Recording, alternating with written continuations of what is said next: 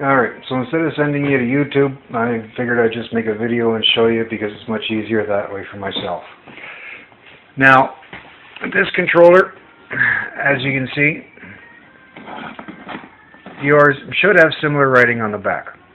It says here input 31.5 to 45 volts, output 250 watts, 18 amps maximum. Now what they don't tell you on this controller is it only does 500 watts for 3 seconds and then it drops back to 250 watts. The brake signal is what they call a low signal. You short it to ground in order to activate the brake signal, and your throttle should run at anywhere from 1 to 5 volts. However, the maximum signal this controller will accept is 4.2. Even if it goes higher, all the way up to 5, that's no problem for the controller. It's made for that. The red and the black wire go to your battery or your power. The blue and the yellow, they go to power up the motor. The red, green, and black is for your throttle. The yellow, red, blue, or purple should plug into a device that is mounted right in around here. You'll see that right in around the crankshaft itself, you'll see there's a little magnet and a wire that goes to it, and there's magnets on the crank. That's called your pedal assist sensor. What it does is when you pedal, it reads how much you're pedaling and it will assist you. You can't use the throttle and pedal at the same time. You have to do one or the other. The yellow and black wires, you can see I cut the connectors off. That's for your brake signal. I already told you that in our phone conversation. Now, I forgot about these because it's been a while, and to be honest, I cut them off because I don't use them.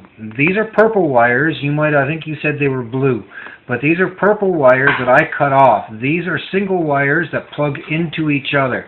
This is what they call a speed reduction loop. If you connect them together, the maximum speed of this controller is European style 26 kilometers an hour. If you disconnect or cut the purple wires like I did, obviously you should put a piece of tape on them. It was there, it's just this controller's been around for a couple of years and hasn't been used, it's fallen off. When you disconnect it, then the controller will do 32 kilometers an hour as best as possible. So again, the yellow, red, and blue or purple, looks like blue, it should be for your pedal assist.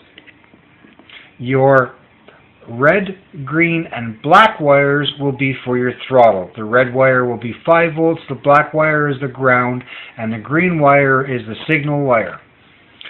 On the pedal electric, I would imagine the red wire is the power wire, the yellow wire would be the ground, and the blue wire or purple, I can't really tell, would be the signal. I'm not 100% certain on that. The brake wire doesn't really have power one way or the other, it just grounds out, and that's what activates the motor cutout. Again, the red and the black are power, form your battery, the yellow and the blue go to the motor. Now, I'm still working on my bike because my bike is dual drive, so I'm doing some wiring here. As you can see, not everything's all nice and neat and tidy. But there's the front motor. That is a 5,000 watt motor. That motor will produce at least 12 horsepower if I had the controllers and battery packs to mount it out. Now, the front end of this bike is the Strong bike like you have. However, the rear bike I ordered in from the United States. I modified it. I built these bars so I could put a front derailleur on here so I can have 27 speeds. So I have actually 2 battery packs inside here. I have a 36 volt lithium pack that runs the motor. I have a 12 volt pack that runs my light. The 12 volt wires come out here on the other side, and the main power for the wires come out the back here. Again, I haven't finished wiring it into the harness. My controllers sit in underneath here, and in here is another battery pack, and that's a battery pack as well. There's the other controller for the rear motor, which is another Crystalite motor. That is a 5403. Some guys are drag racing that motor to 110 miles an hour in the quarter mile. That motor will do 60 miles an hour pretty much all day long without burning up or overheating, if I had the batteries and controllers for it. So that's my bike. That's the controller. So I hope that helps you out. Have a good day.